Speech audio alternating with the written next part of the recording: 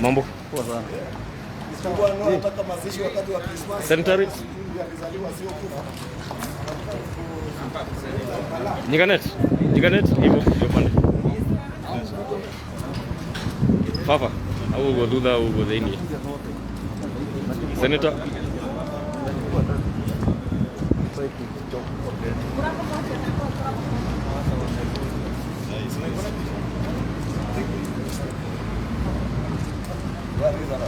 Just give a few minutes. Just a few minutes. I don't know, I'm going to statement. We are requesting them to stop the machine, eh? Just give us the statement is here. Okay. Stop the machine.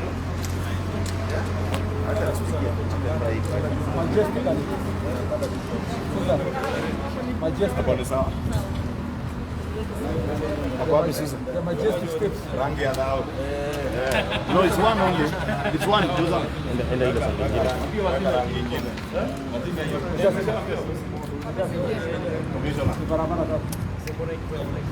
Are you guys ready? Commissioner, use your powers. Mask off.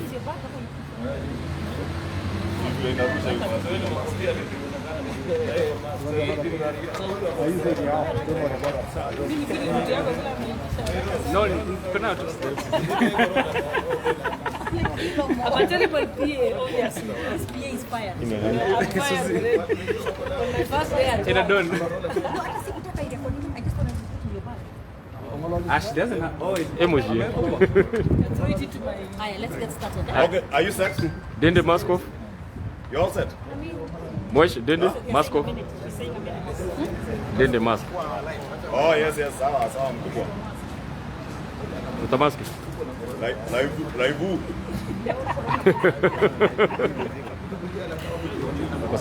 Kwa sawa boss. Sijaingia kwako. Kwa sawa. Kama ulikuwa Arusha vaa mask. By the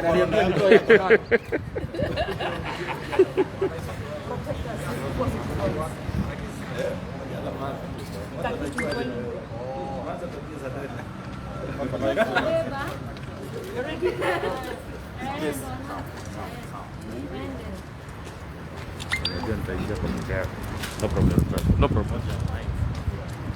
Kama mpe mmoja.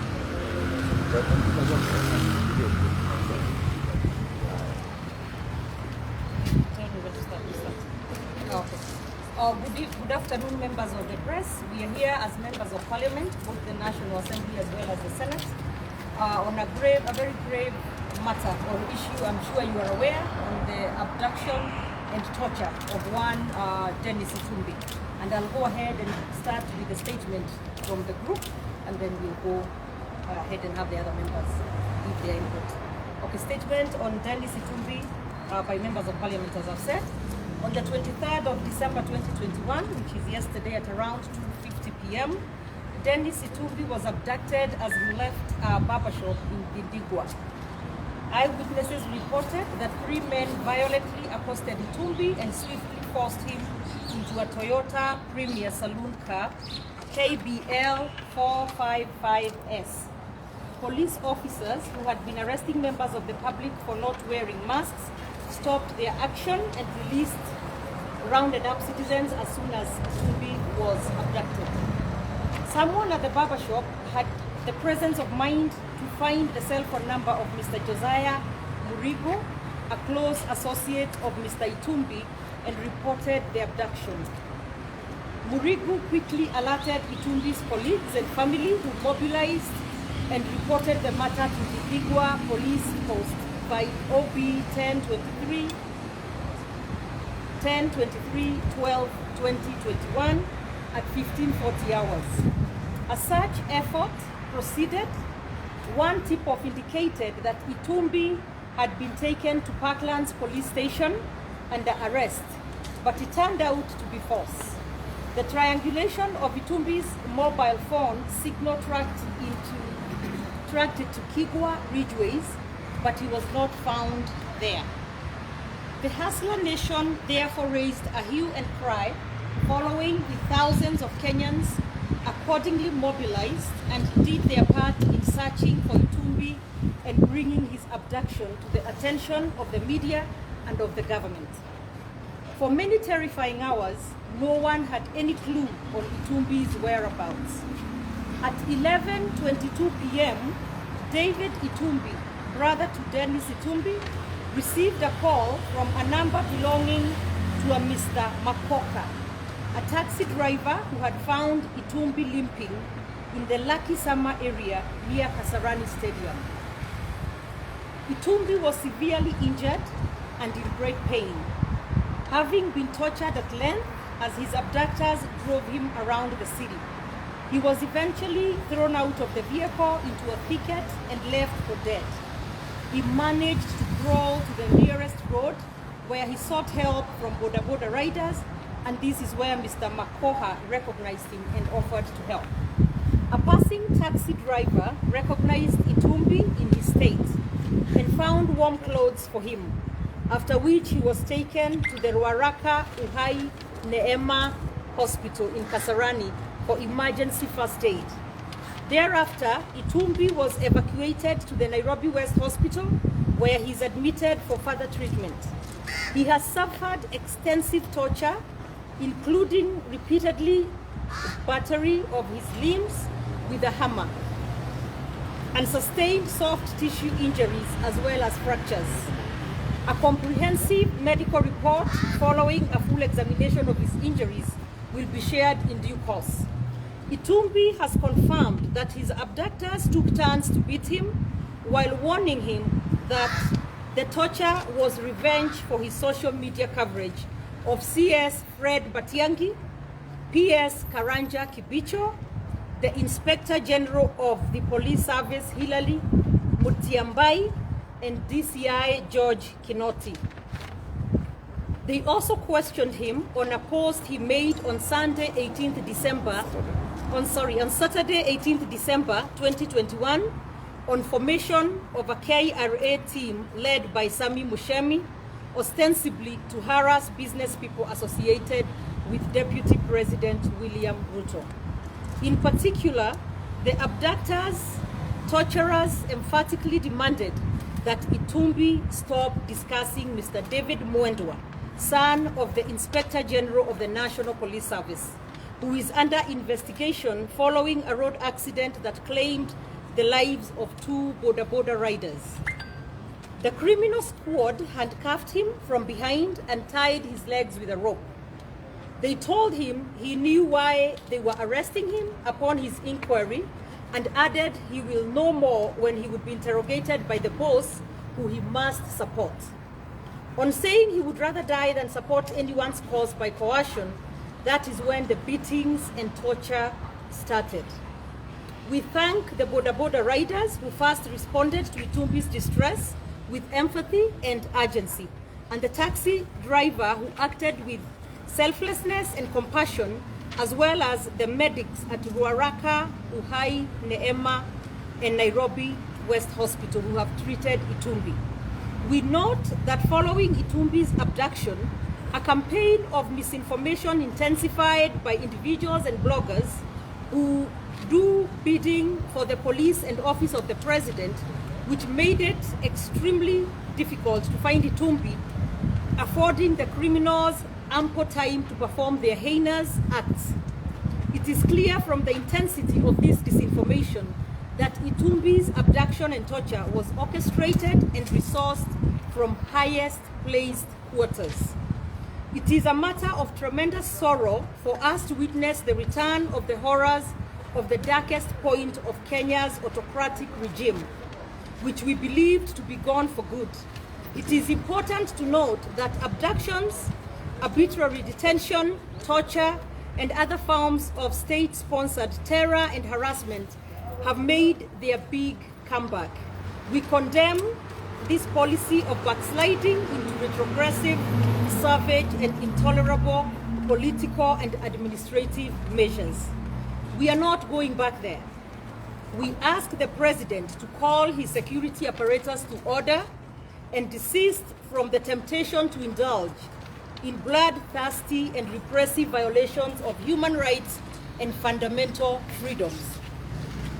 As an essential characteristic of his legacy, the President must strive to live by his oath of office to defend, protect, and observe the Constitution and do justice to all Kenyans without fear, favor, malice, or ill will.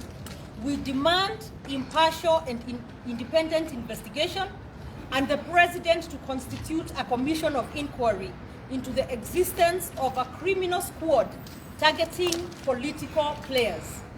We thank Kenyans at large, especially on social media and the mainstream media. They saved Itumbi's life. And we cannot forget the patriotic officers who provided vital information that Itumbi was in the hands of a criminal undercover hit squad and advised that Kenyans pile pressure, failure to which he would be killed before daybreak this morning. Thank you.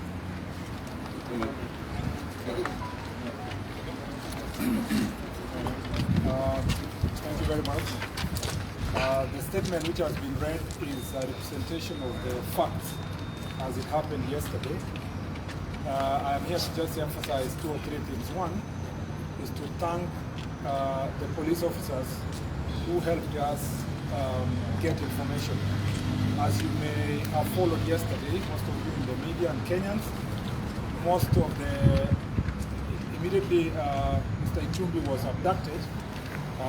The abductors used their agency in social media. Some are lawyers, some are professionals who pride themselves that they are journalists, and among others, to spread misinformation as to the whereabouts of Mr. Itumbi. As a result, the abductors got time to go around the city, different places, torturing Mr. Dennis Itumbi. Luckily, we have Kenyans in the police service who are still patriotic, who gave us information that even at the point in which they were telling us, we thought it was not true, but ended up being true. That one, Mr. Dennis Itumbi was not in any police station, and two, that his life was in danger if Kenyans of goodwill were not going to make the necessary noise. Luckily also, the information leaked to the torture squad that there was already a hue and cry, but that's not even the only reason, that there are some people in the police service who are willing to reveal the identity of the police officers had they killed Mr. Dennis Itumbi. I speak with a lot of conviction because I lost an officer in my office 2 years ago who was abducted in the same manner during the day by the same type of police officers and was found killed within 24 hours. As a friend of Dennis Itumbi, I was in great fear last night. I was actually just praying that Dennis Itumbi be found. And because of those police officers who are willing to reveal the identity of their colleagues and who are willing to tell us what was going on, and we want to thank them profusely, and we are eternally grateful. And when time comes, those are the men and women of this country that we believe should be rewarded for good service, for still being good people, despite the fact that their seniors would like to misuse them. Number two, I'd like to also thank Kenyans of goodwill in their numbers, both who support the Hustler Nation and those who are our political competitors, who on social media condemned what happened to Dennis Itumbi. I know for sure that a few of them were being used to sanitize what's happening, but many Kenyans on both sides of the political divide stood firm, and I've seen them, I've seen their statements, and they have said in one voice that torture, forced disappearance, all these kind of political machinations that are being used at the moment is not supposed to be happening in the Kenya of 21st century. And I want to thank Kenyans on both sides of the political divide. To the few who are still working with the hit squad and the team that is basically fighting people who have a different political opinion, this is the message I have for them. First, that it doesn't serve any good. Anything that was wrong yesterday is wrong today. I know a few friends who are a bit excited because they have got an opportunity to work with this administration, and they feel like they have forgotten what happened to Misando, Baby Pendo. They have forgotten what happened to Robert Ruko, and suddenly now they are the greatest cheerleaders for torture, for harassment, for political machinations that are taking place now. I want to tell them that please, they should come back to their senses and realize that whatever is wrong today is wrong tomorrow, was wrong yesterday, and we must build a country that is respecting rule of law. The third and final thing is that we want to tell the IG that he has the constitutional responsibility over the officers and the team that has been formed to torture political opponents of those who are currently pretending to be in power. And IG Mutyambai's term is coming to an end before even ours comes to an end, and which is before August next year. So I want to remind him that if he wants to have a good retirement, together with Matiang'i and Kibicho, and I want to tell Matiang'i and Kibicho, even the people you are trying to support to become president of Kenya, if they were to become the president of Kenya, they were the first ones to torture you. So just remember that you will be out of office in August 2022. It doesn't matter who wins elections. And remember that if the same things you are doing is going to be applied on you, you will suffer more than Dennis Itumbi. And therefore, they must stop the hit squad because it's still existing, still there for intimidation. The last thing I want to say is that KRA Director General and the military for this country must not accept to come and play political games on people of Kenya, because Mr. Itumbi was being asked about some questions regarding an officer, as we've written in this statement, working with KRA, why he exposed the team that is working with KRA to punish people who support the DP William Ruto and the Hustler Nation and take them to court. These are things that we are saying, they are not good today, they were not good yesterday, they are not good tomorrow.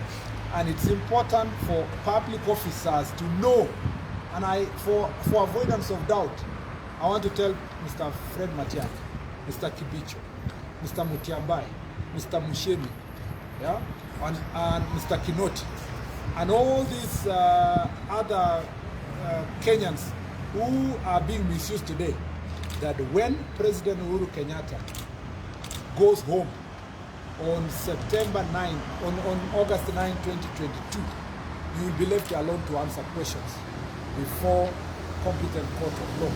The last thing is that we have agreed, we are going to write to the Special Rapporteur of the United Nations on torture, on the situations, forced disappearance, torture, and political persecution that is going on in the country.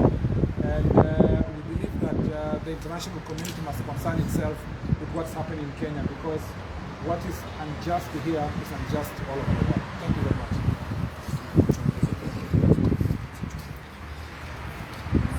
Thank you. I just had two things. And first, I received greetings from Dennis Itumbi. I was with him until 4:30 a.m. this morning. And he asked me if I get an opportunity to relay a message to Kenyans of goodwill, wish them a Merry Christmas, as much as he'll be spending his in hospital. But he's thankful that at least he is alive, further from the machinations and the plans of those who planned to assassinate him the night preceding today. He also asked me to tell Kenyans that his spirit is unbroken, and the Hustler Nation remains as strong as it were before his abduction. And to his abductors, he prays for them, he wishes them well, and prays for their salvation, but has a message to them that if they thought they are breaking him, or if they thought they will stop him from doing what he does best, then they're in for a very rude shock. He's unbroken, and he will not stop what he does. He will continue to do what he does best. Two, we have seen the statement by the police spokesman And ours is a very simple message to IG Mutiambai and his boss, President Uhuru Kenyatta. President Uhuru Kenyatta is the commander-in-chief of all our defense forces and armed forces, including the police force. And he's the one person who has sworn with a Bible in his right hand to protect the lives and property of Kenyans. We want to tell President Uhuru Kenyatta, it is not just the life of Dennis Itumbi. The lives of Kenyans. If any Kenyan falls to this criminal hit squad, operating within the police, illegally operating within the police force, under Mutiambai, the blood of such a Kenyan will be squarely on the hands of President Uhuru Kenyatta. And therefore, he has a greater responsibility, more than any other Kenyan, more than Mutiambai, more than Kibisho, more than Matiang'i, more than those other officers. He is the appointing authority of all these officers, including the cabinet secretaries. And therefore, the buck stops at the desk of President Uhuru Kenyatta to see to it that any criminal hit squads that have been formed within the state are quashed and brought to an end. We want our president, because we elected him on a platform of respecting human rights, respecting and upholding the lives of Kenyans, to live true to the oath of office that he took, that he will respect and he will protect not just the Constitution, but the lives of Kenyans, including Dennis Itumbi. Lastly, let me also take this opportunity to thank the very patriotic officers, because as Honorable Murkomen has said, very many patriotic officers offered us information yesterday and told us to continue piling pressure, and we must thank the media, the mainstream media. We thank the media because all our mainstream media stations carried the news of the disappearance of Dennis Itumbi last night at 9 p.m. and that is what saved, together with the pressure on social media, that is what saved Dennis Itumbi's life from his abductors. And let me finish by saying, Dennis is unbroken, the Hustler Nation spirit is unbroken, and we want to tell the state, we shall not be coerced to support any state project, not by threats to our lives, not by threats to violence. Nothing will break the Hustler Nation.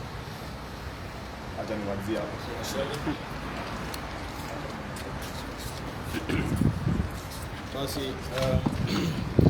nimesikia yale wenzangu wamezungumza, nataka pia niongezee kidogo kwa lugha ya Kiswahili ndio wale wamama ama wazee wako nyumbani waweze kuelewa ni nini tunachozungumzia. Mimi na Wakenya wote walisherehekea siku ya Jamhuri tarehe 12 mwezi huu.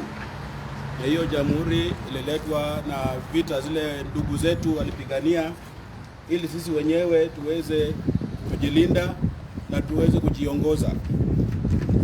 Na hiyo nafasi tulipewa ili tuweze kuchagua wenzetu kwa njia ya demokrasia. Baada ya haya yametendeka kwa ndugu yetu Dennis Itumbi, Wakenya wameanza kujiuliza demokrasia ile tulikuwa tunapigania iko wapi? Kwa sababu maneno mengi yamefanyika. Hata hivi tunavyozungumza tukiwa wabunge tumeitishwa, tumewachana na familia zetu na zile nafasi ya kuongea na constituencies wetu wakati huu wa muula ile tumekuwa nayo ya kawaida, mwezi wa 11 na mwezi wa 12 na mwezi wa kwanza, ili tuje hapa bunge tuweze kupitisha mswada ule tumeletewa kwa nguvu, na hatuna nafasi ya kusema hatuwezi. Wakenya wanajiuliza demokrasia ile tumepigania tuwe nayo kama Wakenya iko wapi? Kwa sababu hauwezi kuumiza kijana mdogo kama Dennis Itumbi kwa sababu ya mwelekeo wake wa kisiasa. Mimi nataka kusema kwa ufupi kwamba mimi nilikuweko mwaka wa 2002 wakati ule marehemu sasa ule alikuwa rais wa nchi hii mzee Daniel Moi alitaka mheshimiwa the current president Mheshimiwa Uhuru Kenyatta awe rais, lakini hatukuona yale maneno yanafanyika sasa. Wakati ule Moi alipendekeza Mheshimiwa Uhuru Kenyatta awe rais mwaka wa 2002, na sisi tunashindwa. Sasa huyu ni nani? Wakenya wanalazimishwa, ni lazima wampigie kura awe rais. Na ni nini hii imefanyika katika serikali yetu yenye sisi tunajaribu kuficha kutokana na ule atakuwa rais mwaka wa 2002 kwenda mbele. Mimi nataka kuwa kwa ufupi na niseme kwamba nimekuwa kwa siasa kwa muda mrefu sasa, na nikiona mtu akifanya maneno yale yanafanyika kwa mpinzani wake, hiyo ni kuonyesha wazi kwamba ule mpinzani amemshinda kutafuta kura kwa wananchi. Kura ya kawaida Hustler Nation imewashinda. Sasa wamerudi kuanza kuumiza wananchi na kuanza kuleta sheria zenye hasifai. Mimi nataka kusema kwa ufupi, at the end of the day, yani mwisho wake Wakenya watashinda, na ule wanataka awe rais atakuwa rais mwaka wa 2022. Asante. In addition, we want to call out and inform the Inspector General of Police that long before he became the Inspector General of Police, and to also inform Mr. Matiang'i that long before he became the Minister of Interior, Kenyans signed the United Nations Convention on Human Rights. Thereafter, we entrenched it in our constitution.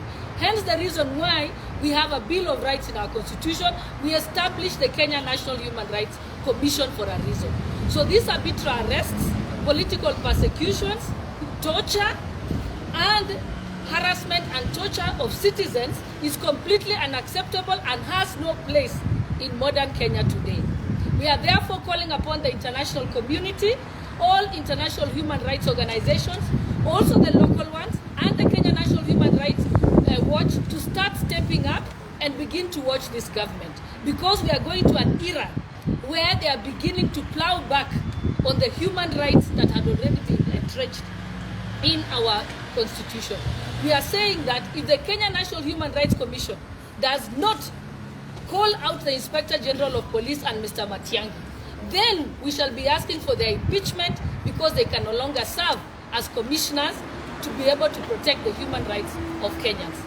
We will not find this is not acceptable, and it has no place in Kenya. And going forward, we are calling upon Kenyans to be on the watch and on the lookout for this, because we will not stand by and watch our country go back to the dark days of the late 80s. Thank you. First of all, we really want to thank God that Dennis Itumbi is alive, because yesterday evening our hearts were filled with trepidation, because we didn't know what is happening. And definitely, knowing the kind of people that had abducted Dennis Itumbi, we clearly, most of us, were very filled with misery in our hearts. But we want to thank God, because hata kama tuko na serikali ambayo haijali wananchi, tuko na Wakenya ambao pia ni Wakenya ambao wako na utu. Na tunashukuru sana wale ambao waliona Dennis Itumbi jana na wakaweza kumuokoa, na ndio maana sasa ako hospitalini akiangaliwa na wauguzi wetu. But we also want to condemn this regime, because over the years, and especially for the last 4 years, we have seen sustained political persecution to those people who can be harassed through KRA. Tunaona ya kwamba wanatumiwa KRA. Wale ambao KRA haiwezi tumwa kwao, sasa wameform squad ya kupiga hao watu, to harm them, even vile tuliona Dennis Itumbi being harmed yesterday evening. Tunataka kukodem hiyo kitendo, na tuambia wapinzani wetu, and even those who are being supported by this regime, wacheni siasa ya kutisha watu, fanyeni siasa ya kuuza sera kwa wananchi wa Kenya. And I also want to add that we have no doubt in our hearts on who actually kidnapped and tortured Dennis Itumbi, because hata wakipelekwa kwa gari round walikuwa wanaongea na walkie-talkie. And we know, of course, in Kenya there are no criminal gangs ambao wanaongea na vifaa ambazo ni za serikali na za polisi. He was also being asked about the things he writes on social media. The kind of things that Dennis writes on social media are not vitu za wananchi wa kawaida, ni vitu ambazo zinaguza ambao wako katika maofisi za serikali. Kwa hivyo Dennis Itumbi was actually kidnapped and harassed by the state. The people who tortured Dennis Itumbi are agents of the state, and we have no doubt about that. Lakini pia tunashukuru ya kwamba ndani ya hiyo state na wale watu ambao wanajaribu kutumia wengi ni Hustler Nation. I really want to thank our police officers. Most of them are long-suffering Kenyans, law-abiding and peace-loving. Na hao wenyewe hapo beleni wamejaribu kutumiwa na tia ya kudhurumu wengine wetu, na wao wenyewe wanatupigia simu. Even recently, they tried to harm myself, Rigathi Gachagua and Kimani Ichungwah. The same officers reached out to us na wakatuambia ile kitu inapangwa. So tunashukuru polisi wetu kwa sababu hawaitikii kutumiwa na hii jeshi na hii gang ya kisiasa ambayo imefomiwa na Matiang'i na Kefisho na Eji Mutiabai. Ya mwisho, aipoa, tafadhali mchukuze hii maneno yote. Na kwa sababu tunajua saa zingine mnachunguza maneno inakaa sana. Hii ni ya jana tu, tunajua number plate, the same number plate ambayo ama gari ambayo ilichukua Dennis Itumbi. The same number plate is the same ambayo ilichukua wale ambao walitoa maneno ya Lamanda. Ile Kefisho Sam Gatei ambaye alitoa maneno ya Lamanda, ile ilipangwa na Kefisho. It is exactly the same number plate. So hii maneno yote tunajua ni serikali. Hata wakitoa maneno hapa, sijui leo wanatoa statement ambayo ni fake. We do not expect you to investigate yourselves. Mutiabai, Kefisho and Matiang'i, through your bosses, you are the criminals. There are no other criminals you are going to investigate. You are the criminals. So investigate yourselves. Tell Kenyans you are criminals, but then go ahead. Muache hiyo ujinga ya criminality. Thank you very much. We want to explain to the people of Kenya why the state is so harsh on Dennis Itumbi and why they wanted to eliminate him last night. It is because within the security forces, within KRA, within EACC, the Hustler Nation is real, and for all the atrocities that are being planned against the people of Kenya, officers have been reaching Dennis Itumbi to expose the criminal acts before they happen. 2 weeks ago, EACC has been directed to raid my 2 homes and plant arms or drugs or fake currency so that they can put me behind bars. And officers from there reached Dennis Itumbi, and he exposed that scheme and it aborted. And so many other things are happening. And because within the security forces, 95% of the officers are within the Hustler Nation, they have found a very good avenue to expose the ills that are going on. What we want to ask the DPP, the son of Mutiabai killed 3 people. Today he is scot free. Dennis Itumbi has been pursuing that matter relentlessly, and that is why he was abducted and tortured yesterday. We want to ask you to urge the DPP, why are you sparing the son of IG Mutiabai? He killed 3 people. These are Kenyans. And today, he walks scot-free because he's the son of the Inspector General of Police. We want to ask President Uhuru Kenyatta, please don't allow the ills and the atrocities that happened during the reign of Kenyatta 1 to happen during Kenyatta 2. It will be very sad if the bad legacy of President Jomo Kenyatta will be the legacy of his son. You remember in the 1970s, for those of us who were around, what is happening today is what happened then. Kidnappings, abductions, torture, and political assassination. On the 1st of March 1975, J.M. Kariuki was kidnapped in the same style that Dennis Itumbi was abducted yesterday at Hilton by officers who were close to the late Mr. Jomo Kenyatta, driven all the way to Bongo Forest, tortured, moved his teeth, and killed in cold blood. And the government tried to cover up that.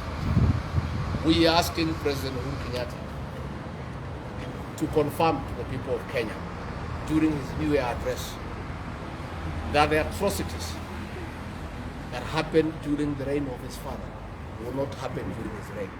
We want him to confirm to the people of Kenya that he is not going to allow the political assassination that happened during the reign of Mr. Jomo Kenyatta to happen during his reign.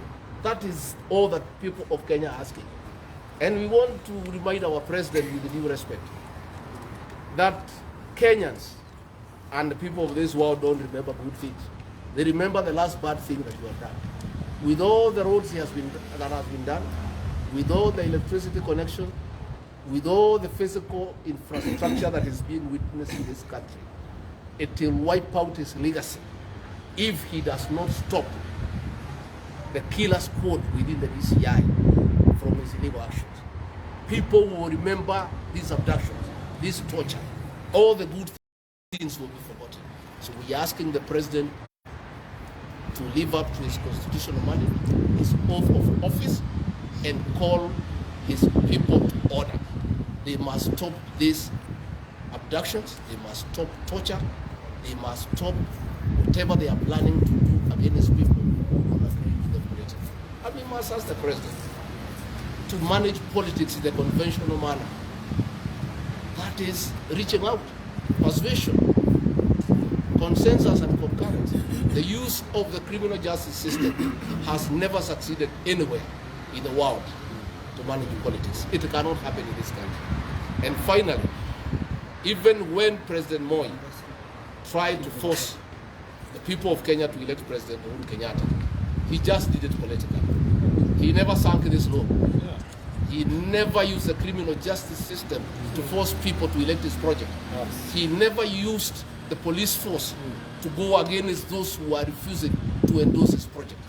We ask the president to just persuade the people of Kenya to support his project, but not allow the use of the criminal justice system to force the people of Kenya to elect his political project. Any questions? Three. Two questions. My name is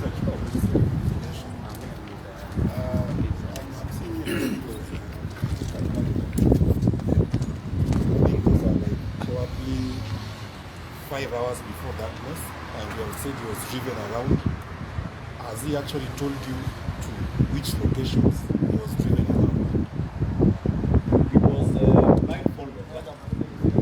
And the second question, and this is to Senator Murkomen, because he said that there were some officers who were giving you information and they wanted to expose the hit squad which was behind this. Why did those officers just tell you the names of these people, or are they waiting for Mr. Itumbi to get killed so that they tell you it was this and who did that? Let me answer the first one, then Murkomen will take the second one. As I said, I spent a lot of time last night until this morning with Itumbi as I was being treated at the West Hospital. And the indication he gave us, first, there is a time he lost consciousness after the meetings. They handcuffed him from behind, tied his legs with a rope from the front, and turned him upside down with the legs resting on the driver's seat. And were beating him in that position. He had about 2 or 3 handkerchiefs, according to him, stuffed in his mouth and sellotaped so that he doesn't scream. And therefore, as a result of the pain, he blacked out at some point, and he doesn't know for how long. But he was being driven around in that premium that abducted him. At some point, he says he overheard them asking for the logistics people to send double cabs. And indeed, he confirmed, because at the time he was being dumped, he was conscious. They dropped him, and they had 2 double cabs, a black one and what seemed like a whitish double cab. At the time he was being abandoned, wherever he was abandoned, somewhere he says he must have been in a quarry, because he walked for some distance to find the border guys. The other thing is that they hooded him. At one point, they hit a bump and the hood fell off from his head. And the injury you find on his eye, when the hood fell out, one of them punched his eye and said, "Anatuangalia," and they punched his eye. Then they blindfolded him. So he would not know exactly where he was, but from his description and where he was found at Lucky Summer, we suspect is the quarries in Eastlands, maybe towards Njiru or somewhere. They had handcuffs. He says they were armed. They were brandishing. In fact, when they dragged him out, he could not even walk out of the double cab. He was hit with a gun button on the shoulder.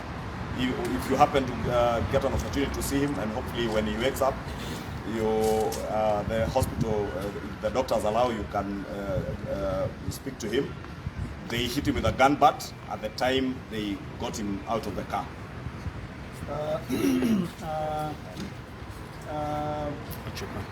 Your question was about why those people are not saying their names. Yeah. Are you really serious? No. No, I'm just asking.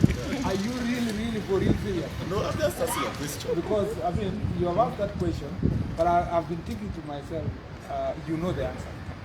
You know the answer that good people who are even in the status, who give us all this information that Dennis has been sharing, are just doing it and begging that we should not share their names, because it is in the best interest of the Kenyans themselves and the rest of Kenyans and the persons who are affected, that their identity is hidden until when it's safe. Do you know the story of, do you remember the story of Moses, Pharaoh, and the hiding of the children, the story of Herod, and children being killed and people hiding their children until Herod is gone?